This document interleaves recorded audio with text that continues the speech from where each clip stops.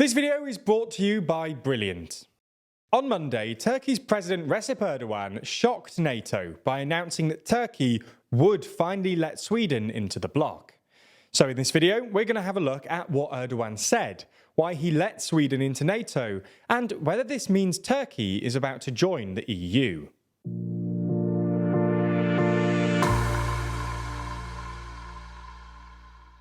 Before we start, if you haven't already, please consider subscribing and ringing the bell to stay in the loop and be notified when we release new videos.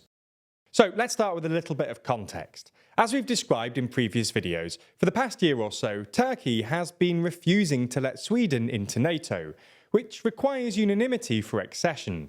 Last June, the two countries, along with Finland, signed the trilateral memorandum, which basically said that Turkey would let Sweden into NATO if they did three things. First, Sweden and Finland promised not to support certain Kurdish organisations allegedly affiliated with the Kurdistan Workers' Party, a Kurdish nationalist group responsible for the majority of Kurd separatist violence in Turkey, or with Turkish cleric Fethullah Gulen, whom Erdogan blames for the attempted coup in 2016. Second, they had to drop arms embargoes on Turkey, which were unofficially imposed on Turkey after Erdogan sent troops into northern Syria in 2019.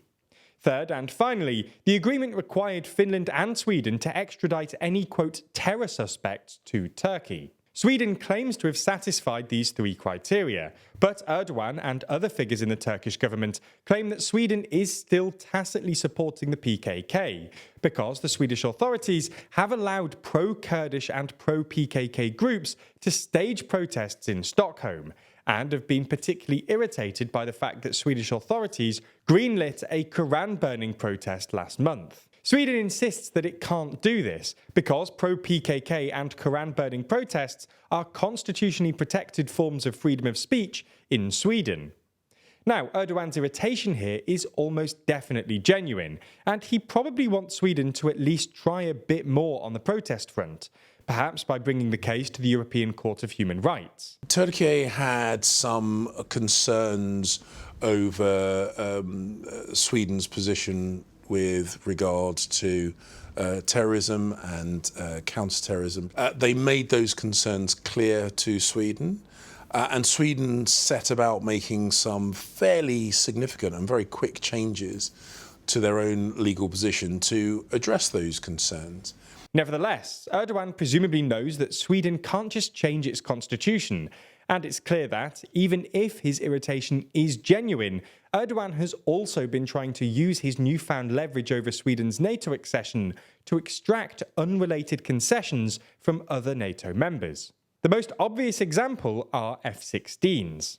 For context, Turkey, like most of the rest of the world, relies on American F-16 fighter jets for its air force. In the late 2010s, Erdogan decided to upgrade Turkey's air force by buying a whole load of F-35s, which are essentially next-generation F-16s. However, in 2019, Turkey bought a Russian-made S-400 air defense system, in part because the US wouldn't sell its Patriot missile system, which the US warned would mean Turkey's exclusion from the F-35 program.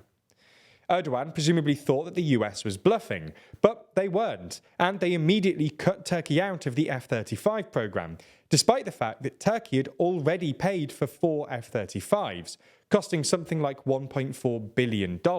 Then, a couple of years later, Turkey asked to buy 70 more F-16s, but the sale was blocked by Congress. Obviously, Erdogan wasn't happy with this, but he stayed relatively quiet about it until earlier this year, when he started bringing it up pretty regularly. That the F-16s were being used as a bargaining chip became very apparent in April, when, immediately after the US agreed to sell Turkey F-16 upgrade software, Turkey agreed to resume negotiations with Sweden, which had been suspended after an earlier Quran-burning incident. However, on Monday, Erdogan came up with a new demand. If NATO wants Sweden to join, the EU should first let Turkey in. At a press conference in Istanbul's Ataturk airport, hours before he departed for the NATO summit in Lithuania, Erdogan said, "Önce gelin Türkiye'nin Avrupa Birliği'nde önünü açın. Ondan sonra biz de Finlandiya ile ilgili nasıl onun önünü açtıysak İsveç'in de önünü açalım." Erdogan later justified his demand by pointing out that there's a lot of overlap with the EU and NATO membership. This came as an enormous surprise to, well, everyone, not least because EU-Turkey relations aren't great at the moment. The big issue at the moment is visas, and specifically the fact that more Turkish citizens are being refused EU visas than before the pandemic. For context, the rejection rate before the pandemic was slowly rising, but stayed under 10%. However, during the pandemic, when many EU countries were in lockdown, it spiked to 17%, and it stayed above 15% since. The EU claims this is mainly a symptom of a rise in asylum applications by Turkish nationals. But Erdogan and other senior figures in the Turkish administration claim it's really motivated by anti-Turkish prejudice, pointing to the fact that it's not just asylum seekers being rejected, but also well-known journalists and professionals. Then on Monday evening, NATO Secretary-General Jens Stoltenberg suddenly announced that Erdogan had agreed to forward Sweden's accession protocol, finally paving the way to Sweden's accession. In return, Sweden apparently agreed to actively support updating the customs union and visa liberalisation. Then on Tuesday morning, the US also announced that it planned to, quote, move forward with the transfer of F-16s to Turkey. So, how did this happen? Well, this seems to be part of a wider tilt by Erdogan towards the West. This might be for economic reasons. As we've detailed in multiple videos over on TLDR Global, the Turkish economy is currently suffering the consequences of Erdogan's unorthodox monetary policy, and closer ties with the EU could help keep it afloat. Or it might be because Turkey is moving away from Russia. Since Putin invaded Ukraine, Turkey has played a delicate balancing act between Russia and the West, occasionally criticising Russia and selling drones to Ukraine, while simultaneously refusing to join in with sanctions on Russia and providing refuge to Russian economic migrants, positioning Turkey as a potential mediator in the event of peace negotiations. In the last couple of weeks, however, Erdogan has done a couple of things to snub Putin. Last week, Turkey released 5 prisoners from the Azov regiment back to Ukraine, whom Russia had sent to Turkey on the condition that they wouldn't return to Ukraine. Then on Sunday, there were reports that Turkey would be unilaterally renewing the grain deal, even if Russia didn't agree to it, which would basically mean the Turkish Navy defending Ukrainian grain ships from Russian aggression. And on Monday, Erdogan told reporters that Turkey supports the territorial integrity of Ukraine. This change of tone hadn't gone unnoticed in Russia. Russian state media and Kremlin spokesperson Dmitry Peskov complained of a flagrant violation of the original deal when the Azov prisoners were released. And on Monday, a Russian senator complained that Turkey was turning from a neutral to an unfriendly country. So, does this mean that Turkey is about to join the EU? Well, no. There's no chance of Turkey joining the EU anytime soon. The EU was already worried about further enlargement before it promised membership to Ukraine, and it doesn't have the bandwidth to admit a country of 85 million people.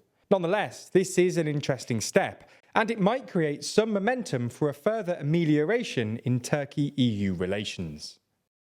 You may have noticed that we're at the NATO summit in Vilnius this week, but interview opportunities like these are a great example of how the TLDR team spends more and more time analysing data and geopolitical information as it becomes more and more critical. As a bunch of people who are ordinarily more focused on words than numbers, we've really benefited from courses on brilliant.org in order to keep ourselves sharp.